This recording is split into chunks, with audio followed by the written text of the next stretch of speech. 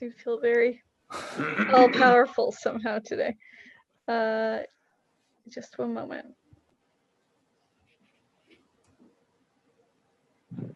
All right, it is 3 p.m. Toronto time, so I'll hand things over to you both. So Bob, just to introduce our speaker. Thanks so much.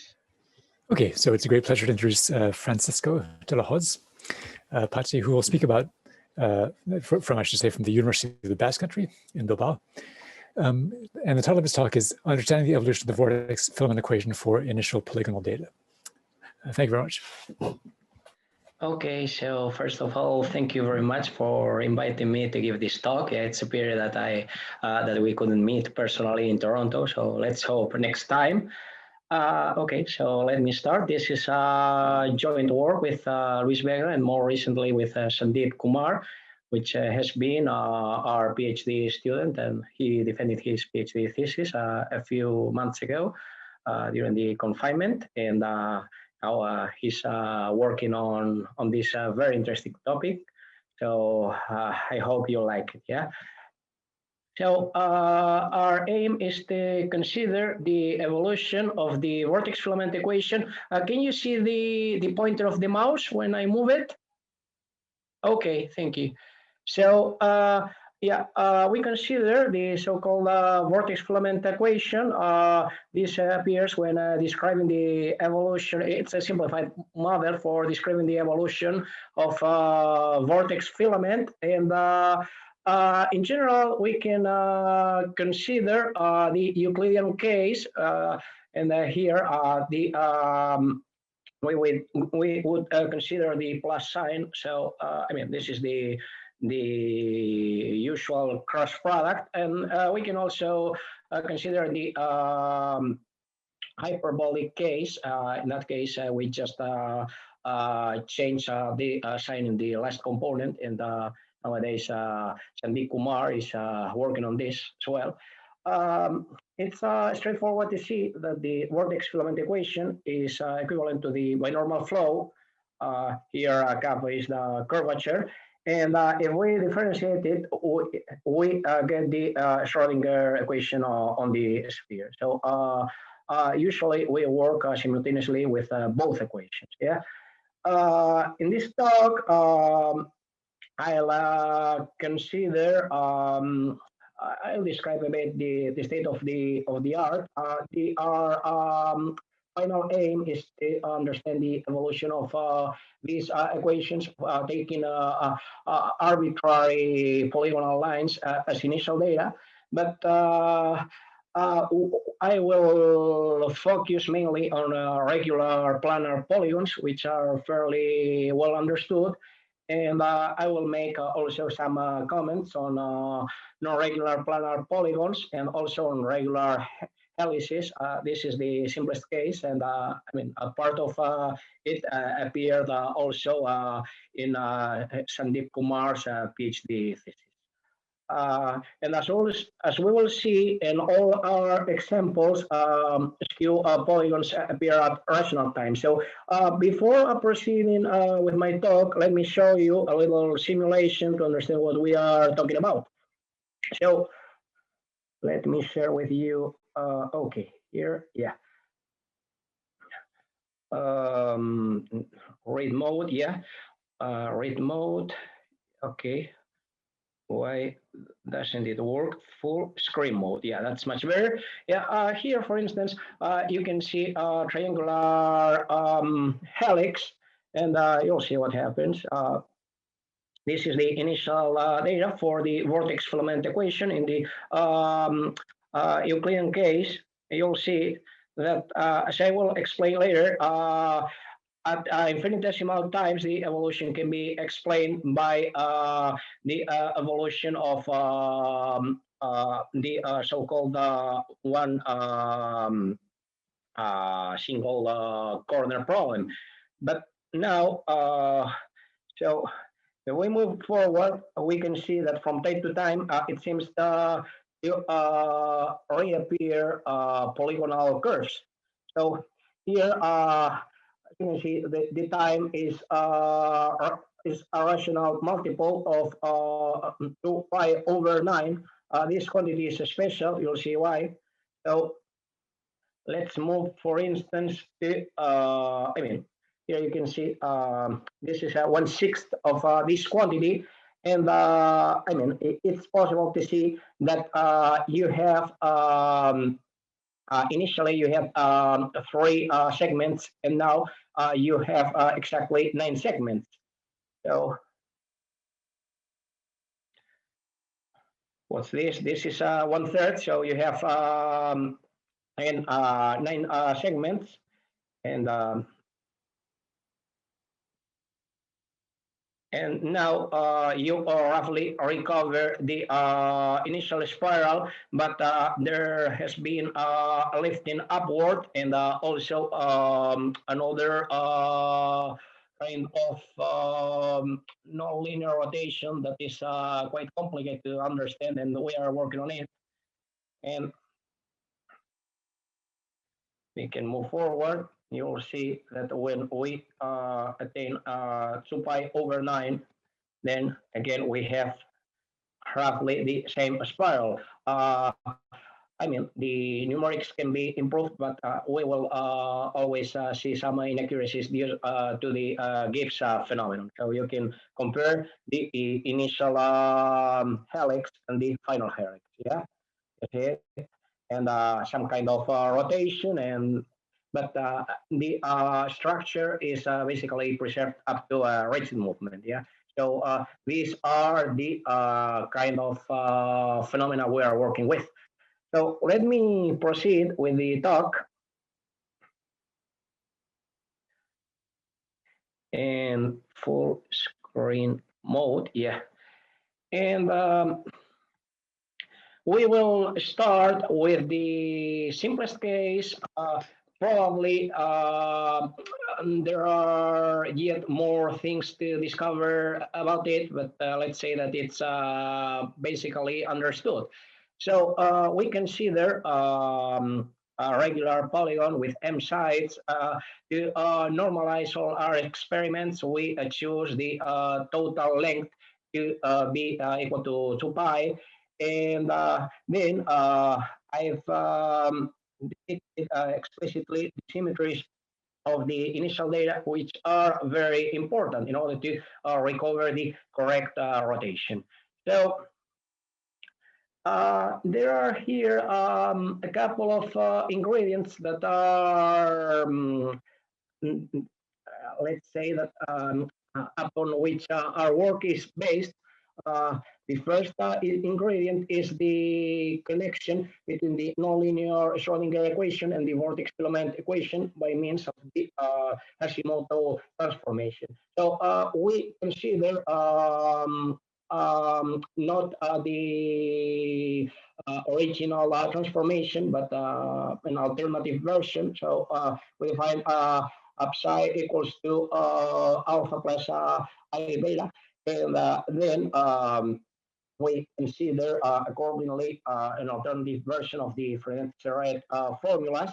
And then we, I was telling you, we get the, it's easy to conclude that psi satisfies the nonlinear Schrodinger equation. So here, a crucial point is that this equation is a Galilean invariant.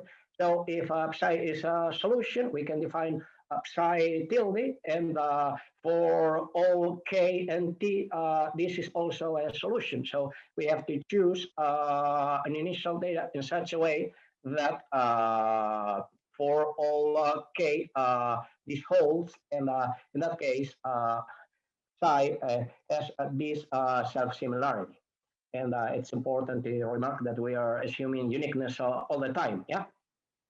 So then coming back to our MCD regular polygon, it's planar, so we can assume that it lives in the complex plane. And if we describe it by means of its curvature, it's a collection of segments, and then joined by corners. So its curvature is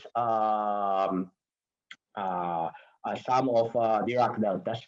Observe that psi at the initial time satisfies this invariance, and this is related to the invariances that I mentioned in the previous slide.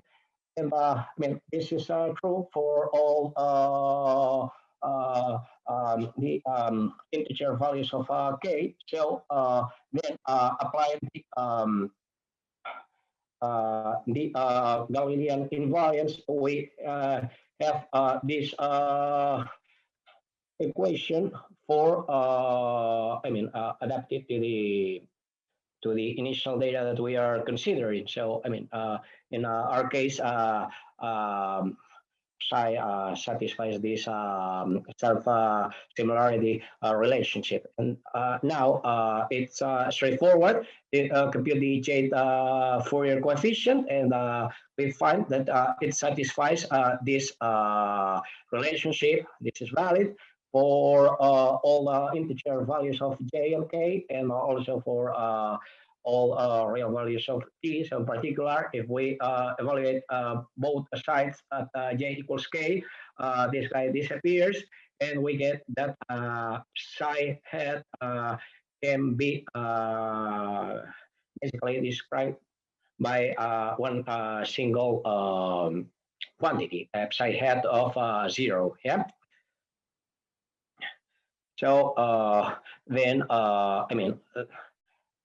since these are the Fourier coefficients, we can understand psi as a Fourier series, and it takes this form. And as you can see, T is time, and you have here m squared. So this suggests that psi is periodical in time with a period 2 pi over m squared, because m squared over m squared does disappear, and so it follows from this representation. So now the most difficult part is to determine psi hat of 0. And as I mentioned below, if we consider, for instance, the evolution not of a regular polygon, but of let's think of a very simple case of say a rectangle, then there are two quantities to determine. And in fact, as we'll see, it's not difficult to determine one quantity, but on the other hand, it's not clear how to proceed with more general polygons. There seem to be some preserved quantities, but we need to find preserved quantities in a systematic way to determine the all these constants. So coming back to the regular polygon case,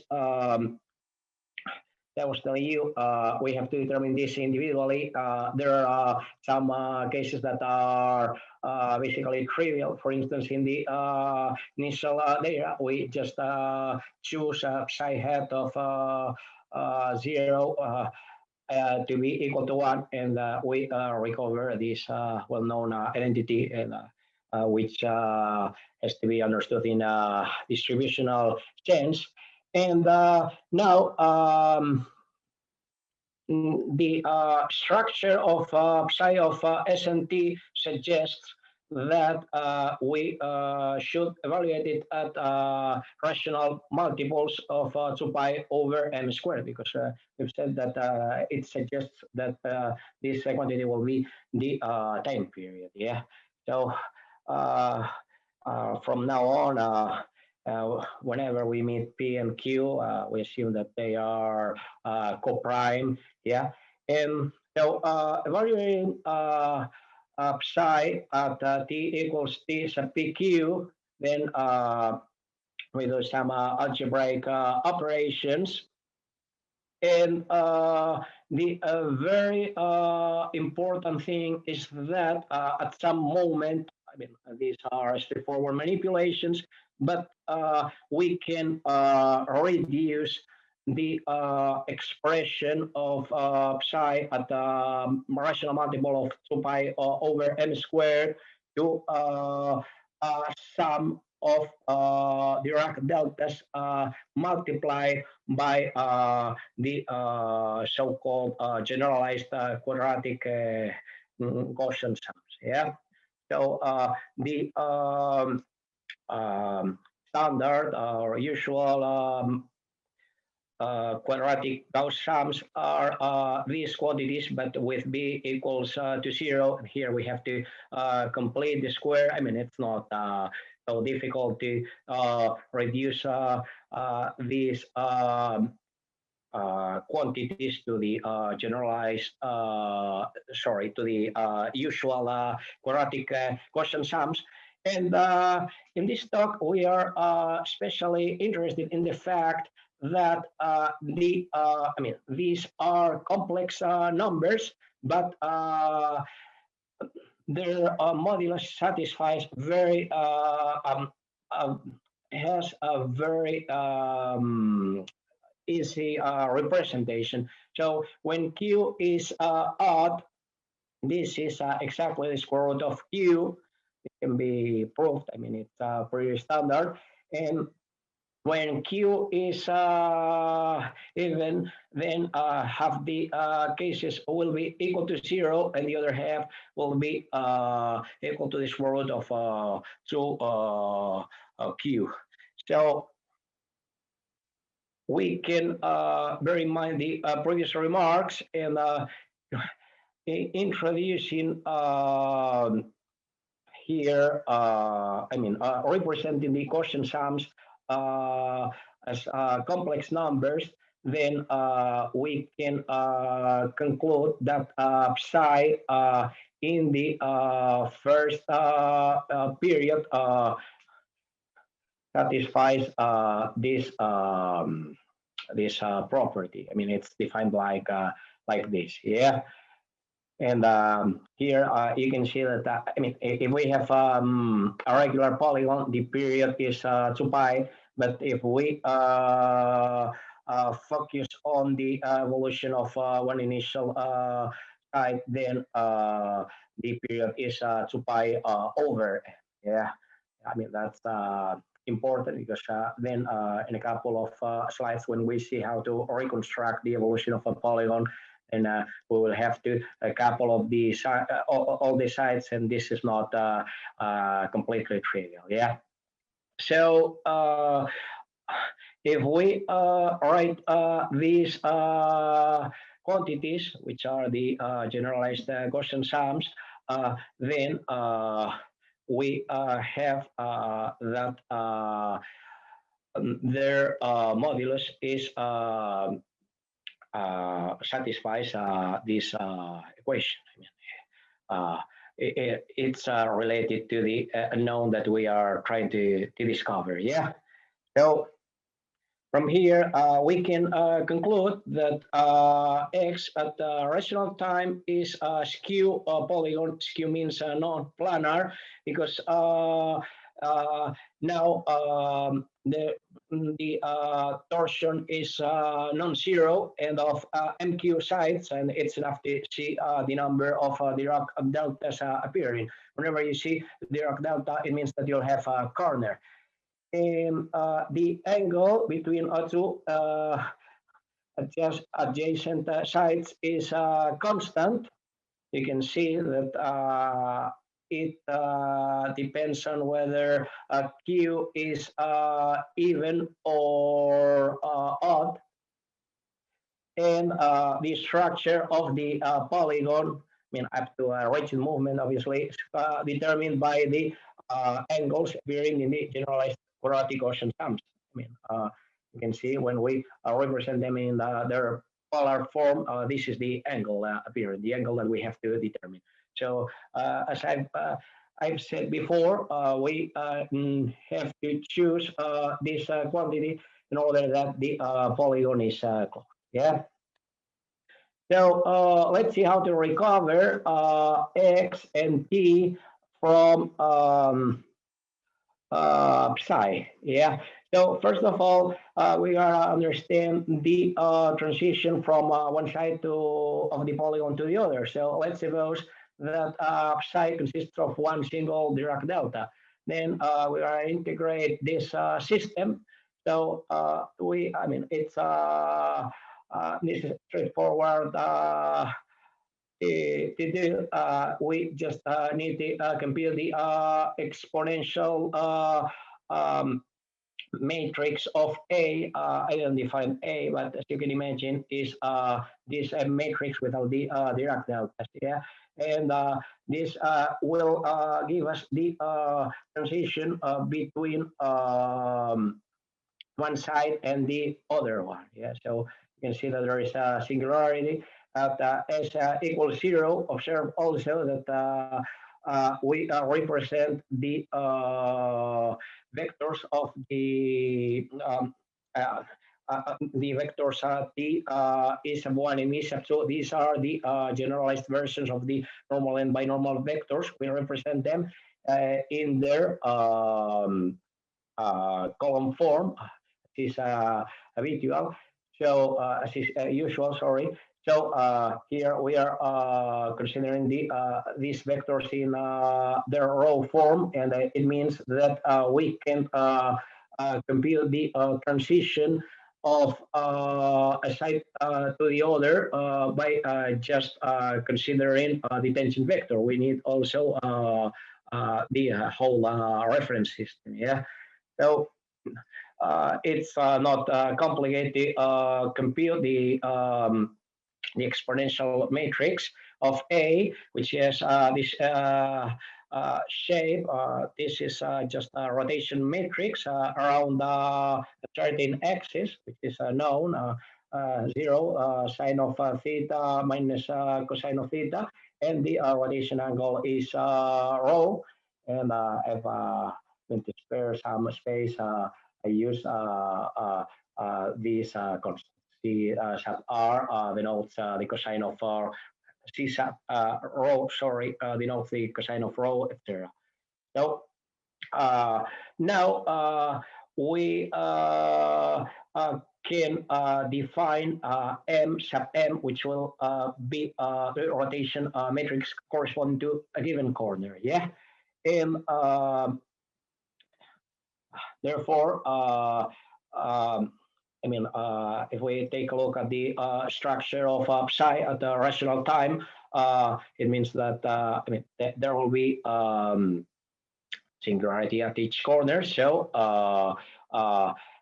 you can see this is the left, the limit from the left when we approach s equals to k pi over mq, and this is the limit from the right. Yeah, and we have obviously m times q or rotation matrices. So if this is what happens before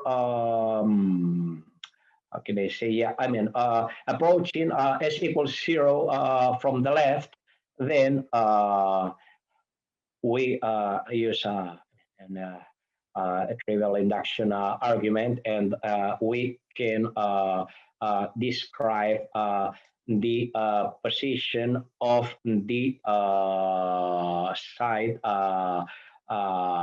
of the kth side. But obviously, we will need to perform a global rotation, but this will be done a bit later.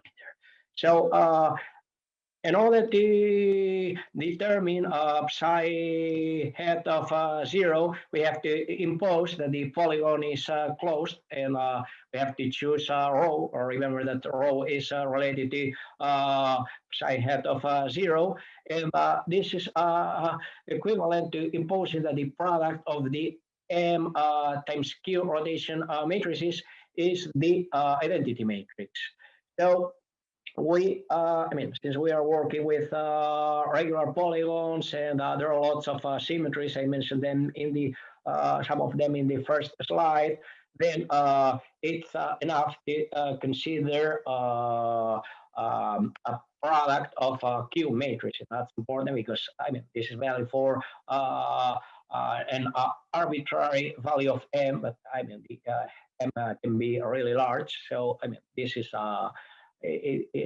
it's much easier to work with it with this. And obviously here, it follows that m is an m root of I. So if we multiply m by itself m times, then we get the identity matrix. But as I was telling you, it's easier to work with just Q rotation matrices. So m defined in this way induces a rotation of 2 pi over m degrees around a certain rotation axis. And so now there are other ways to do this, but when we did this for the first time, we observed that it was enough to impose that the trace satisfied this relationship, or that the eigenvalues of the rotation matrix were these. Yeah. Remember that rotation in a rotation matrix, one is always an eigenvalue, and then you have here e to the angle times I, and e to the minus angle times I. So I used symbolic manipulation, and it took a while, but it wasn't complicated to see that the trace of m satisfied this equation. And then I saw that this was valid numerically. For all Q, I took a very large value of Q, and that was valid. So there was strong evidence that this was valid for all Q. And it followed from this equation that the cosine of rho satisfied this equation. So we could determine psi hat as well, and we concluded the complete form of psi. Okay, so now, there are other problems. In the case of a regular polygon, it's possible to determine the correct rotation.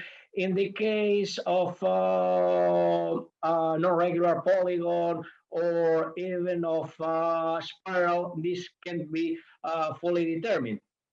But in this case, it's not complicated. So first of all, we reconstruct at a given rational point the shape of the polygon. We denote it as x tilde, and then we observe that at any time t, if we consider the values of the polygon at 2 pi k over m, they are always coplanar, and they lay on a plane orthogonal to the z-axis. So we can locate these values and then rotate it in such a way that it's vertical. And then we do a second rotation, and we impose, for instance, that x of 2 pi over m at the rational time minus x of 0, it would be the first corner is a positive multiple of 1, 0, 0. And in this way, we can determine completely the rotation of t, and then we can determine also the rotation of x. But there is a vertical movement that we have yet to determine. So here you can see the algebraically constructed t and x vectors for initial triangle at time which is third of the period. The period is 2 pi over m squared equals 2 pi over 9. So you can count here 9 sides. And in order to move forward, we need to do some numerical simulations. They have no mystery. We use very standard techniques. We need to simulate together x and t. Observe that instead of working with x on the right-hand side of the first equation, we work also on t, because we have less derivatives. We have at the beginning x sub s and x sub double s. So morally, we are differentiating 3 times, and here just once. So from a numerical point of view, this is much more stable. We use well-known Runge-Kut scheme once in time, and we renormalized the vector to make it, I mean, we impose that its norm is equal to 1. We could do this at the intermediary steps, but that's more than enough. And the very important remark is that we use the symmetries I mentioned in the first slide to reduce the length of the discrete Fourier transforms from n elements to n over m elements. And that's very important because, as I was telling you, m can be very, very high. You can take m to be 100 or 1000 or whatever. And in fact, thanks to this little trick, the computational time to to consider the evolution of a triangle and of one-sided polygon is exactly the same. Because finally, when we consider a polygon with more sides, the period is also smaller, 2 pi over m squared. So in this way, the execution time is always the same. And you can see here the numerics of the tension vector. You have the Gibbs phenomenon. This is unavoidable, but you can see that if you consider the algebraic and correctly rotated reconstruction, and you compare what happens at the middle points, then the discrepancy is of the order of 10 to the minus 10, and in fact these results can be further improved by choosing a larger number of points. So they are pretty good, yeah. So in order to determine the correct vertical movement of x, there are basically two techniques. One technique is to consider the relationship between the one corner problem, which was studied for the first time almost 20 years ago by Vega, Gutierrez, and Rivas. And for instance, if you consider a pentagon and at infinitesimal times, you can see here the, I mean, they are approximately, sorry, for new spirals. And then you consider the one corner problem, you rotate it, and you can see that at least visually they are almost indistinguishable. So, I mean, bearing in mind that fact, you can compute the upward velocity. Yeah. But let me explain the algebraic determination of the velocity. Because it's much more easier. Even in, at some points, I've used what I call symbolic evidence. So this is not a complete proof. On the other hand, I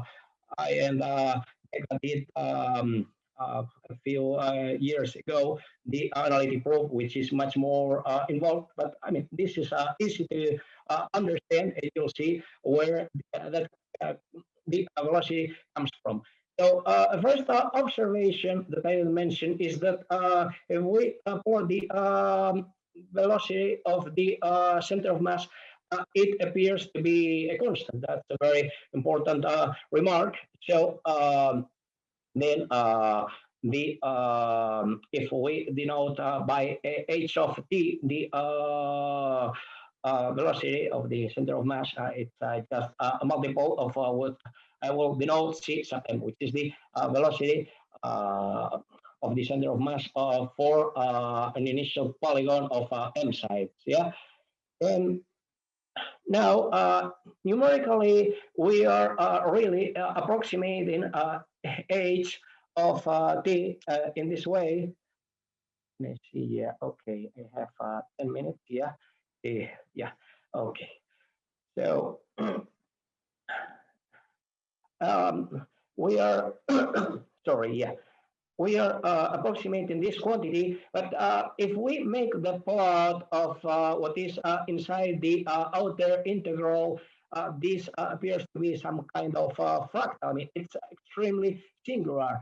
And then it's, I mean, striking that it gets completely regularized, and that this is that this quantity grows linearly once that we have integrated it. So um, since the center of mass lives in the z axis, we can center it the polygon in such a way that the center of mass of the initial data is the origin of coordinates. So we just need to determine the third component, and therefore we need to sense to the third component of what is, I mean, we have, sorry, yeah, to give sense to this quantity, which is just the third component of x sub t. So we can suppose, without loss of generality, that T consists of just one jump, which is the case corresponding to X having just one corner. In this case, if we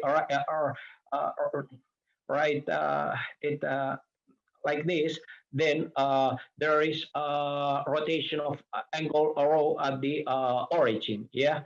So I mean, it's straightforward to see that this is nothing other than rho divided by the sine of rho, and here we have to compute the cross product of what happens when we approach s equals 0 from the left and from the right.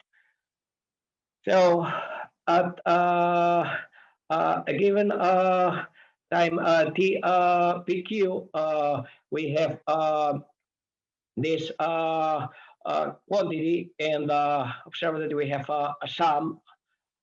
K is the number of sides. It's equal, remember, to MQ or MQ over 2. And then the interesting point is that, again, if we use symbolic manipulation, it seems that the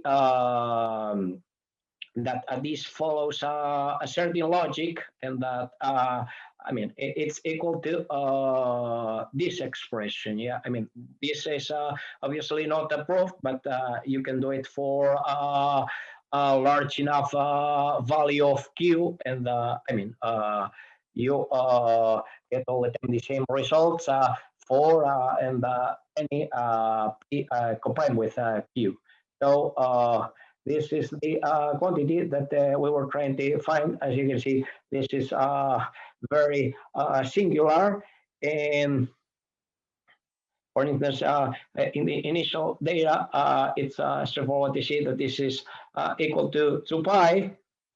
But now we can assume without loss of generality that Q is an odd prime. If it's not an odd prime, then we can apply a similar argument. So we consider, I mean, consider the trapezoidal rule, or even a Riemann sum, and then we have that page at the end of the period is equal to this quantity. So the velocity is given by this expression, and I mean, we can also show that h evaluated at rational multiple of 2 pi over m squared satisfies also this relationship, etc. So, I mean, this is obviously not a complete proof because I'm relying on symbolic manipulation evidence, but we prove this analytically using the relationship between the one corner problem and the regular m corner problem. So, I mean, this problem is very interesting from different points of view. For instance, you can use it as a random generator. Unfortunately, I don't have time to talk about this, but I will briefly mention some practicality phenomena that happens. For instance, if we consider initial triangle and we plot the evolution of the initial corner, we have this beautiful curve. And if we subtract the upward movement, then this reminds us of the Riemann non-differentiable function. So, in fact, the Riemann differentiable function is usually defined to be the imaginary part of this quantity. But anyway, you can plot here phi of t, and you can plot the evolution of one corner conveniently rotated, and you can see that they are strikingly similar. In fact, we did this for the first time. We gave robust numerical evidence that there was convergence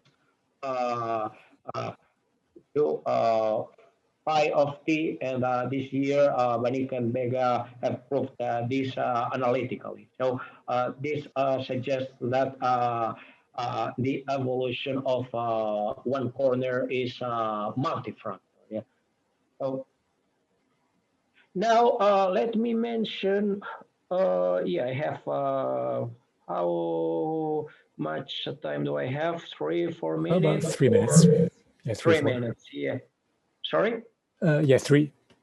3 minutes, yeah. So I don't have time to talk about, I mean, to give all the details of everything, but let me mention a couple of interesting facts. For instance, I've been trying to explain the evolution of the polygons by using a quaternion approach. This is a very interesting formalism because, as you know, the rotation matrices consist of 9 entries, but if we consider a quaternion, we just have here 4 entries, and in fact, we just need 2 entries. So there is a univoc relationship between a quaternion and a rotation matrix. So, I mean, this is still unconcluded work, but it appears that, I mean, after some effort, let's say that the determination of the angle is reduced to determining that, yeah, I will, yeah, okay. We have to prove that some quantities that have a very easy to express logic are purely imaginary. So the problem is determined, is reduced to showing that these quantities have no real part. And numerically, again, it's straightforward to check it, but I don't know how to do this algebraically. So you have any hints? Remember, these are the quantities. they appear in a natural way. I don't have time to explain it, but I mean, except for the first case, which is almost trivial, uh, even for this case, which seems not that hard, I don't know how to do it. So any hints would be appreciated. And yeah, finally, let me mention that we've been trying to consider more general polygons. And for instance, you have here a very regular polygon with 4 sides. And I mean, there are some particularly interesting facts. For instance, you can see that at certain times there is again a finite number of sites, and we've also seen that there are some preserved quantities. So in particular, the product of the cosine of the angles over divided by 2 seems to be a constant. And I mean, there is a yeah, pretty strong numerical evidence. And then if this is correct, then the formula for rho that I determined using algebraic manipulation, and that Banica and Vega have proved analytically follows as a corollary. Yeah, so this is a 1% quantity, and if we want to determine the position of or the complete structure of an arbitrary polygon, then we need more preserved quantities, but we don't know them yet. And yeah, so this is the last slide. This is part of the PhD thesis of Kumar. He's considered the evolution of helix, and there are 2 shifts which we noted, the Galilean shift and the phase shift. And I mean, probably you can determine the number of sites